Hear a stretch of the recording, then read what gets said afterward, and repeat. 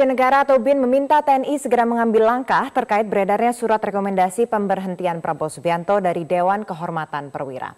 BIN menyesalkan bocornya surat Dewan Kehormatan Perwira yang berisi pemecatan Prabowo terkait dengan kasus pelanggaran HAM 98. Kepala BIN, Marsiano Norman, menyebutkan saat ini proses penyidikan kebocoran sudah dilakukan pihak TNI karena surat tersebut berada di bawah institusi TNI. Sebelumnya, salinan surat rekomendasi pemberhentian Prabowo Subianto sebagai perwira militer beredar luas di media sosial.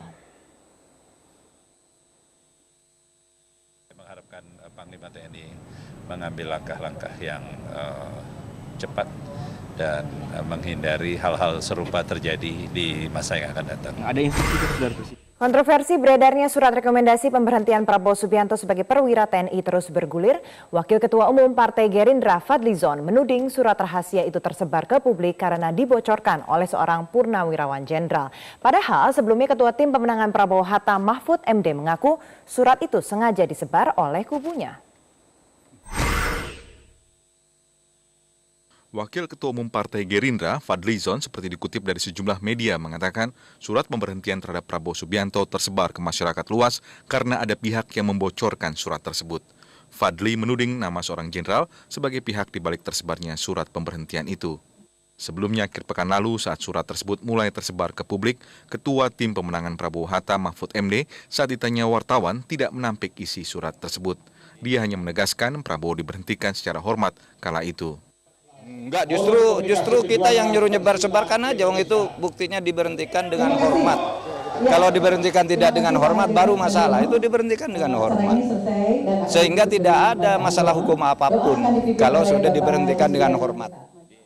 Soal klaim Mahfud yang mengatakan bahwa Prabowo diberhentikan secara hormat sebagai perwira, Jenderal Purnawirawan Fahrul Rozi yang namanya tercantum sebagai anggota Dewan Kehormatan pada surat itu punya jawaban tersendiri.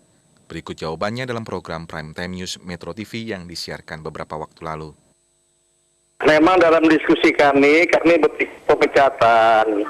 Tapi kami diskusi juga sama kami, alangkah tidak eloknya dalam status dia, mohon maaf ya kalau saya katakan, sebagai mantu presiden disebut dipecat. Sehingga kita sepakat, kita buatlah pemberhentian dari dinas keprajuritan. Itu saja gitu Mbak.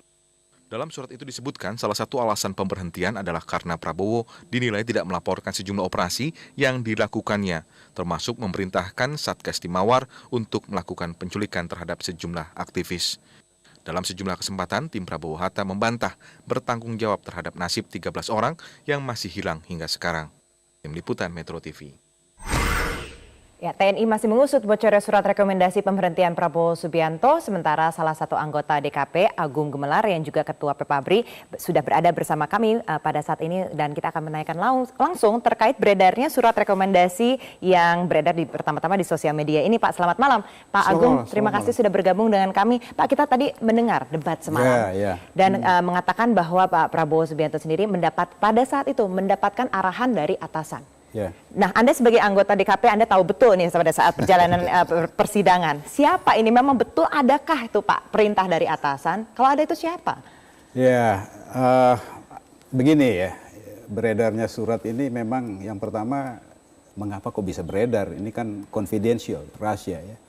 Tapi yang kedua dari materi suratnya sendiri, saya ingin luruskan ya, bahwa DKP itu tidak berkewenangan memecat atau memberhentikan. DKP itu menyelidiki kasus ini, ya, kemudian merekomendasikan atas dasar hasil penyelidikan ini kepada Pangap.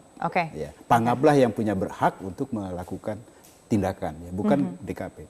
Nah, rekomendasi yang dikeluarkan oleh DKP itu ya benar adanya seperti apa yang tercantum dalam surat yang diedarkan itu. Bahwa terjadi tindakan pidana. Ya, itu benar. Saya tidak bisa membohongi rakyat, saya tidak bisa apalagi membohongi Tuhan ya. Baik. Tidak boleh. Betul Pak, memang ada perintah dari atasan Prabowo. Kalau soal perintah dari atasan, ketika Prabowo datang ke Pepabri beberapa waktu lalu di kamar saya, beliau menyampaikan bahwa apa yang dilakukannya waktu itu atas perintah. Saya bertanya, perintah siapa? Perintah Presiden Soeharto. Jadi Prabowo menyatakan begitu. Presiden Soeharto yang meminta untuk ada penculikan itu. Saya Pak juga agak kaget ya. Saya bilang loh, kenapa waktu diperiksa di DKP pengakuan ini tidak ada? Pada saat di DKP mengakunya pada saat itu apa? Tidak ada pengakuan itu. Tidak ada perintah pada saat itu juga. Kan sekarang pertanyaan apakah benar Pak Harto memerintahkan presiden ya. Saya tahu sendiri Pak Harto bukan tipe orang seperti itu. Ya. Jadi Anda juga tidak yakin pada saat pengakuan Tapi Prabowo beliau sudah Subianto? tidak ada ya. Beliau sudah tidak ada. Ya. Itu yang ada pada pengakuan waktu di Pepabri. Iya. Nah, kita kembali lagi Pak pada tahun 98 pada saat sidang DKP, kemudian ada Prabowo di persidangan di hadapan 10 jenderal purnawirawan ya saat ini. Ada yang menyebutkan di situ poinnya melakukan langkah di luar kewenangannya. Iya. Secara eksplisit saja Pak, sebenarnya tindakan apa yang dilakukan oleh Prabowo? Aduh, saya butir-butirnya ada itu. Ya. Tapi yang beredar itu ada butir-butirnya. Yang benar-benar menyebabkan pemecatan tersebut.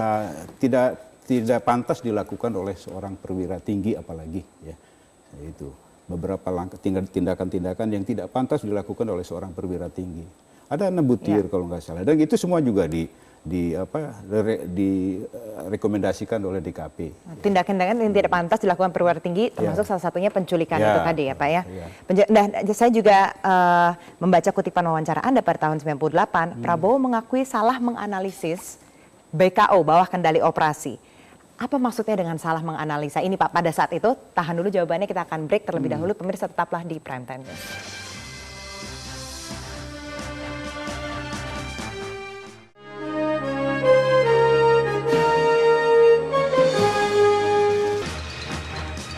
Kita kembali bersama Jenderal Purnawirawan Agung Gumelar. Pak Agung, tadi saya menanyakan sebelum break, Prabowo pada saat persidangan di DKP menyatakan bahwa salah menganalisa bawah kendali operasi yang diberikan. Pada saat itu apa pembelaan dia, Pak?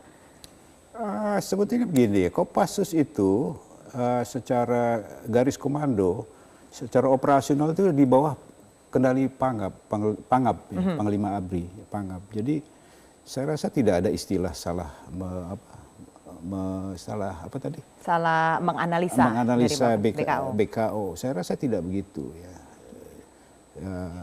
Tadi dikatakan bahwa apa yang dilakukan itu atas perintah. Kalau memang atas perintah berarti perintahnya Pangap. Dan dari Pangap sendiri tidak pernah menyatakan? Tidak menyatakan itu. Oke, kenapa? Tapi terus di pabrik pengakuannya perintah dari Presiden Soeharto. Setelah berbelas tahun kemudian baru mengakui itu. Saya rasa ya betul. Oke, nah kenapa pada saat itu Pak dari DKP sendiri tidak merekomendasikan untuk dibawa ke Mahkamah Militer? Begini ya, waktu peristiwa ini terjadi, ini kan peristiwa besar ya, mengundang reaksi keras ya, respon keras baik dari dunia internasional ataupun dari dalam negeri. Maka Puspom diberi tugas untuk melakukan interogasi kalau tidak salah ya. Itu bisa tanya sama Pak dan Puspomnya waktu itu Pak Samsul Jalal. Dan ternyata Puspom kemudian merekomendasikan kepada Pangap agar supaya dimahmilkan. Jadi emang ada indikasi tindak pidana dari Puspom sendiri ya? Dimahmilkan ya. Tapi ya tahu sendiri ya suasana kebatinan waktu itu ya. Ya yang namanya Prabowo itu kan mantu Pak Harto, mantu presiden ya. Jadi diperhalus lah, sudahlah selesaikan lewat DKP saja. Dibentuklah DKP, Dewan Kehormatan Perwira oleh Pangap. Ya di mana ketuanya adalah Kasat.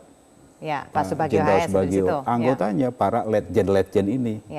Ya, ada Letjen Susilo Bambang Yudhoyono, ada Letjen Fahru Rozi, ada Letjen Agung Gumelar, ada Letjen Yusuf Karta, ada Letjen Jamhari Caniago, ada Letjen almarhum Ari Kumaat ya. Yang akhirnya memberikan rekomendasi untuk diberhentikan pada saat itu. Ya, akhirnya rekomendasi dari setelah bekerja memeriksa kasus ini, DKP merekomendasikan agar supaya dia dipecat ya. Tetapi sekali lagi ya, karena statusnya sebagai mantu presiden waktu itu, mantu Pak Harto ya, diperlunak. Ya. Nah, berbicara soal diperlunak status ini, kemarin saya berbincang juga dengan Jenderal Purnawirawan Fahru Razi, di mana mantan anggota Dewan Kehormatan Perwira Jenderal Purnawirawan Fahru Razi menyampaikan alasan pemecatan dari Prabowo. Dari aspek kode kehormatan perwira, Prabowo yang saat itu menjabat sebagai Danjen Kopassus melakukan banyak kesalahan, termasuk menggerakkan pasukan untuk melakukan penculikan. Kita simak bersama. Kalau dari aspek kode kehormatan perwira, maka dia memang kesalahannya banyak sekali. dia melakukan penculikan meskipun awalnya tidak diakui tapi belakangan diakui, dan itu kan kesalahan yang sangat luar biasa. Dia menggunakan satuan Kopassus, padahal Kopassus ini kan satuan elit yang dilatih dan sangat disegani oleh dunia. Malah kenapa digunakan untuk penculikan dengan pertimbangan yang tidak logis gitu. Katakanlah belakangan pada saat dalam persidangan itu dia katakan bahwa ini membahayakan, saya lupa istilahnya, tapi katakanlah membahayakan kehidupan berbangsa. Apa betul anak-anak seperti ini membahayakan kehidupan berbangsa? Dan apa memang harus diculik oleh Kopassus begitu ya? Itu pertimbangan kami yang utama, dan kami ke belakang melihat beberapa kasus lainnya. Dalam banyak kasus lainnya memang kami diidentifikasi memang Pak Prabowo ini udah sangat tidak disiplin ya. Dalam beberapa tugas misalnya, mestinya satuan-satuan dia itu di BKU-kan, dia bukan satuan operasional. Perlu digarisbawahi bahwa Kopassus ini adalah satuan pembinaan, dia bukan satuan operasional. Danjen Kopassus itu tidak punya kewenangan menggerakkan pasukannya, dia hanya menyiapkan pasukannya. Yang menggerakkan pasukannya adalah Panglima TNI. Tapi acap kali juga kita temukan dia menggerakkan satuannya. Contoh yang paling jelek adalah pada saat penculikan ini. Kemudian juga pada saat tertentu, pada saat dia satuannya itu di BKU-kan kepada Kodam dalam tugas tertentu, mestinya atasan kesatuan itu adalah Pangdam. Pangdam karena satuan unitnya itu telah di BKU-kan kepada Kodam, maka atasan dari unitnya itu adalah Pangdam. Tapi banyak kami lihat kasus yang dia justru mengendalikan sendiri satuan itu. Dan itu sangat menyalahi sistem yang ada di TNI, dan saya kira di dunia manapun begitu ya. Dan beberapa kasus lainnya, termasuk misalnya dia sering tidak ada di tempat, tahu-tahu kita tanya kemana dia ada di sebuah negara tertentu begitu ya. Dan ini sangat tidak disiplin dan membahayakan. Apalagi terakhirnya pada saat dia melakukan penculikan itu. Penculikan pada saat itu terus terang saja kami hanya fokus kepada yang diculik yang sudah kembali. Kami tidak sedikit pun menyentuh yang hilang. Dari hasil itu saja kami anggap dia sudah sangat pantas dipecat. Tapi kami sepakat tidak menggunakan kata pemecatan. Nah Pak, dari Pak Fahrul Razi sendiri tadi menyatakan sepertinya ada yang istimewa lah kalau dari sepanjang karir Prabowo di militer ini. Bapak kan dulu atasannya juga nih, atasan Prabowo. Betul ada itu Pak adanya keistimewaan itu sebagai menantu presiden pada saat itu? Ada sekali memang ya.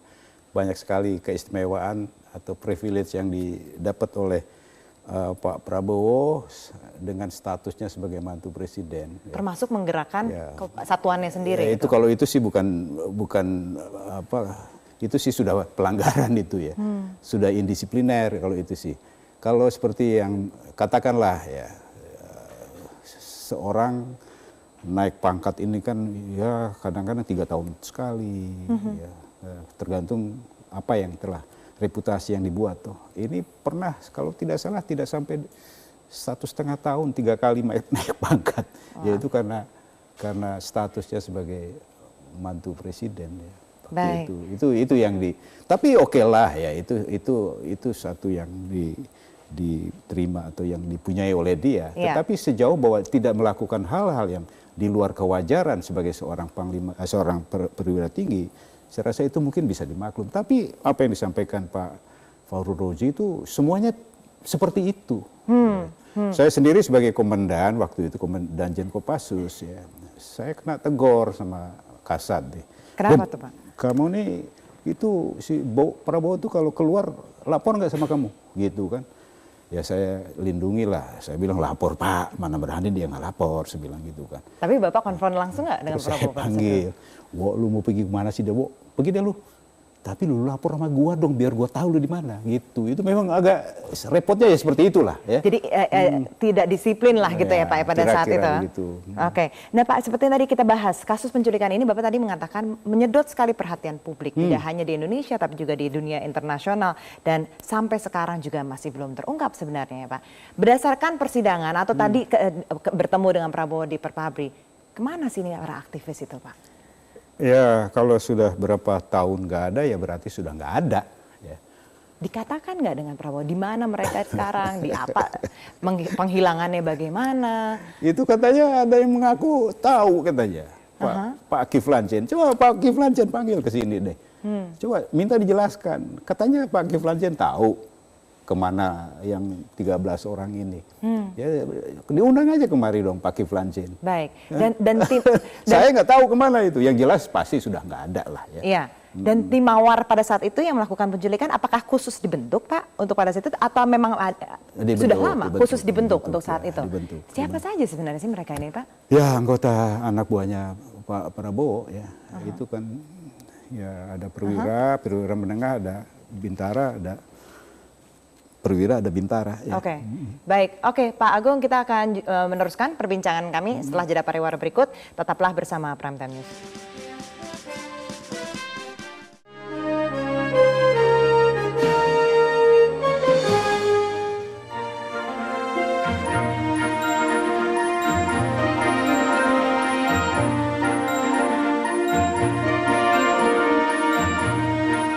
Tiada pengikut yang salah, hanya pemimpin yang salah. Sekarang pertanyaannya, bagaimana Bapak ingin menyelesaikan pelanggaran hak asasi manusia masa lalu dan menjaga hak asasi dipertahankan pada masa datang?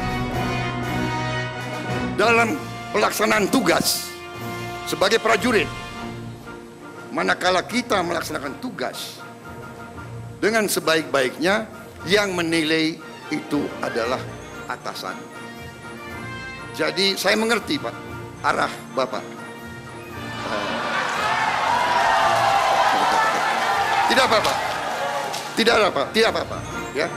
Saya tidak apa-apa, tetapi saya ada di sini. Saya sebagai mantan prajurit telah melaksanakan tugas dengan sebaik-baiknya. Selebihnya atasan yang menilai. Apakah saya kan arah Bapak kira-kira gitu, bahwa saya tidak bisa menjaga HAM karena saya pelanggar HAM, kira-kira itu kan Bapak arahnya, iya kan? Juru bicara tim pemenangan Prabowo Subianto Hatta Rajasa Nurul Arifin menilai beredarnya surat pemberhentian Prabowo sebagai perwira yang beredar sejak akhir pekan lalu merupakan kampanye hitam yang ditujukan untuk menyudutkan pasangan tersebut. Dia menuding kampanye hitam ini dilakukan oleh kubu Joko Widodo Yusuf Kala. Black campaign ini kita mulai identifikasi dari awal ya. Black campaign ini ada sejak mulai dari RIP kepada Pak Jokowi, kemudian pembakaran posko, kemudian isu Babinsa, dan terakhir adalah isu tentang surat DKP yang bocor ini. Ini semuanya kalau kita identifikasi kemudian akhirnya terbuka semua ke publik, yang membuat adalah kubu lawan sendiri. Pak Agung, katanya kubu lawan sendiri nih yang membuat nih akhirnya jadi terbuka semuanya tentang surat pemecatan. Yang pertama, masyarakat rakyat harus betul-betul paham dengan jelas ya, apa itu black campaign, apa itu negative campaign. Ya. Kalau black campaign itu tidak didukung oleh fakta. Ya. Jadi harus bisa membedakan antara fakta ya, dengan isu. Ya. Ini fakta yang sekarang ini kita kalau yang disampaikan sekarang, yang dibahas sekarang itu fakta yang terjadi pada tahun 98. Bukan isu, bukan black campaign. Baik. Bukan, itu mungkin negative campaign mungkin ya, merugikan.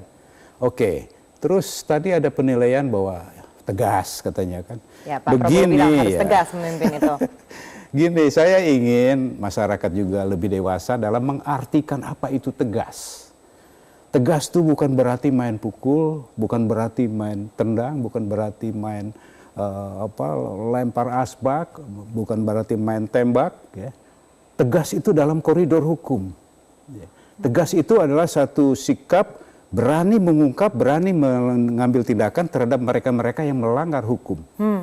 Ya. Siapapun yang melanggar hukum, Islamkah dia, Kristenkah dia, Hindukah dia, tukang becakah dia, wartawankah dia, wali kotakah dia, menterikah dia, presidenkah dia, siapapun melanggar hukum, proses hukum dia. Itu tegas.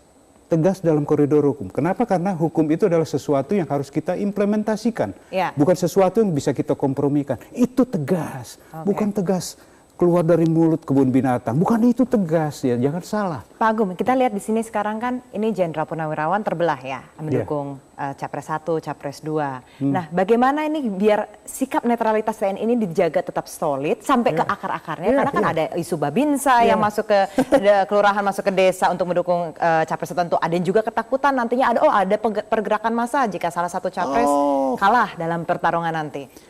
Ini di sini sebetulnya satu ujian buat adik-adik kita nih, di saudara-saudara kita di TNI dan Polri. Ya.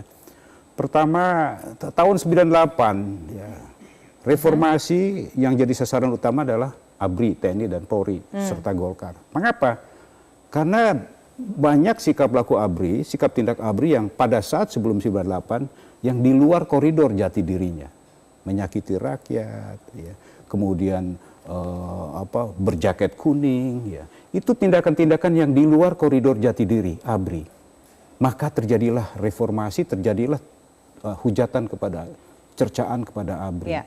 Nah, kalau sudah tahu itu penyebab kita dicerca, reformasi mengatakan jangan lagi itu kita lakukan. Baik. Jadi sikap netral itu betul-betul harus menjadi pedoman, pegangan bagi TNI dan Polri.